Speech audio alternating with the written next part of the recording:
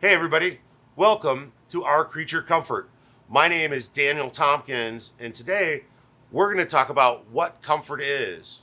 Now, comfort is different things to different people. It could be your favorite pair of socks. It could be your favorite chair. It could be your favorite person. But today, we're going to talk about comfort food. As humans, there are 5 absolutes. We all have to eat. We all have to shit because we eat. We all have to sleep. We all have to pay taxes. And we all die. But of those 5 absolutes, the only one that sometimes we get a choice in is what we get to eat. Today, we're going to hear stories from friends, family, and complete strangers about what their comfort food is. So follow me, everybody. Here we go.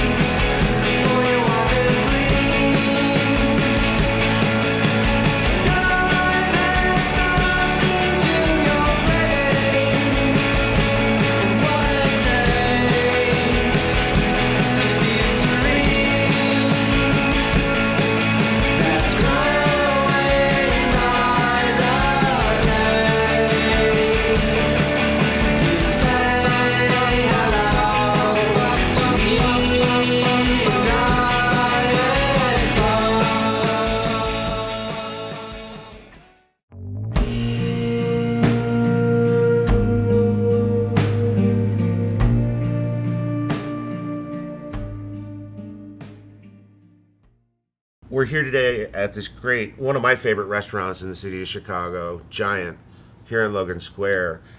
And you are? Michael Gaia, the CDC here. So CDC is chef de cuisine, right? You run the show. Day to day. Day to day. You're the man on the stick. And it's important. We're really happy to be here because this truly is one of my favorite restaurants. Thank you. You guys do such a great job. I gotta know, what is your comfort food? So it's kind of like a catch-22 in a sense. There's a dish on the menu right now that I came up with. It's been on the menu for maybe 2 months now. Okay. It's basically a play on tuna noodle casserole. Tuna noodle casserole. All right, we're talking like Everyone, Better Homes and Gardens, 1957, yeah, right? Everyone can relate to it. I actually ate so much of it growing up that I got sick of it and hate it. Sure. But now, wait a minute, now you hate it, but now all of a sudden you put it on the menu here. So how did that happen? Trial and error of trying things out dish-wise, and then it essentially just came into the fall of this tastes like tuna noodle casserole. Literally, I love the pastas here. You guys make all your own pasta in-house, right? Every day. And like the tuna, like bonito or something, like... We use albacore tuna. It's actually orzo that we make here. Oh, nice. So like a rice-shaped pasta. Yep. Beautiful. And so, does it come out like casserole style when you play it, or is it in a bowl? It's in a bowl. Okay. It's creamy. Kind of looks exactly the same as you would think. What kind of cheese? There is Pecorino Romano and Sarvecchio cheese, and Sarvecchio is very similar to Parmesan. Yeah. There's aioli in it, roasted garlic, banana peppers, and arugula. Okay. That's all in the dish. Then on top is more cheese, breadcrumbs, and fresh horseradish. You're killing me. This sounds awesome. Now dig it. Like, so you ate so much of it that you got sick of it. So it almost feels like out of spite, you reinvented it. Maybe to make me like it again.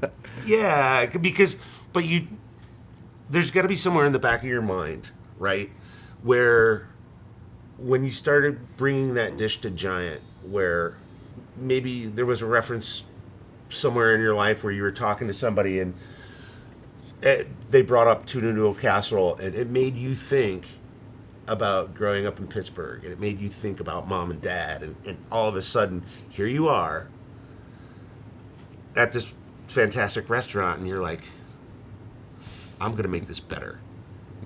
Yeah? I don't know if I was even trying to create the dish. It just happened to be that those flavors were all the same, essentially. Yeah. Which usually how creating this year, sometimes it happens. I don't know if we start with one small thing and then evolves into something else. Maybe you're not even trying to accomplish that. I know you have another comfort food, and I want you to tell me about it.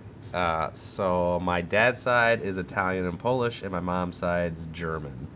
The German part, definitely growing up, was a big influence because my grandparents lived across the street from us. Oh, okay. So there's one dish in specific that I grew up eating a lot, and it's probably a few things of what I like to eat a lot. It's beef, pickles, and onions. Yeah. Beef rouladen. So it was basically not a certain type cut of meat. It was just whatever was cheap, cut thin, and pounded out. Pounded out, yeah.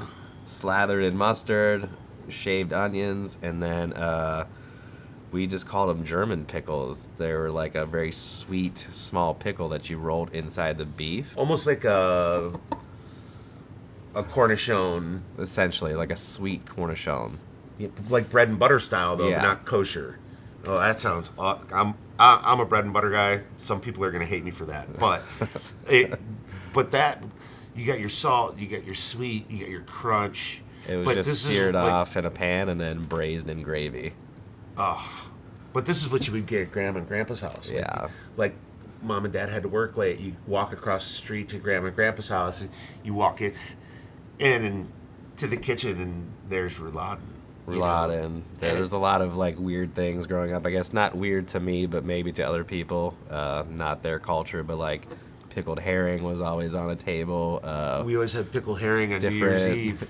Different cured meats. My grandmother was Polish, so like it was always a big thing. You always had herring for New Year's. It was like it was a good luck thing. It was like eating black-eyed peas and collard greens on New Year's for good luck. You always had herring. I totally get that. What a trip, though. I mean, so the rouladen, was that something that you had like regularly, or was it like a Sunday dinner I would say kind of thing? regularly, but it was always guaranteed to be on Christmas Eve and Christmas Day. Oh, all right. So Christmas was like a big holiday for the family, not of the you got a big presents, but it was the more of just eating food for like 48 hours straight. That's why Thanksgiving's one of my favorite holidays. You know, it's not denominational. It's literally about, hey, everybody, let's go sit at a table and eat until we die, basically. That's what we would do. We would eat for morning, lunch, dinner, stay up late, have sandwiches around 3 a.m., go to bed for maybe 2 hours, wake up for Christmas, all over again. Yeah, totally, man. All stay in the same house, too. Yeah. It's beautiful. Mike, listen, I can't thank you enough. This has been so great. For sure. Like, for you to take the time to talk to us. I can't wait to come back here to Giant because I live in this neighborhood, and this is one of my comfort foods is coming here. So thank you very much, man. Thank you. Appreciate it, man. Thank you. All right.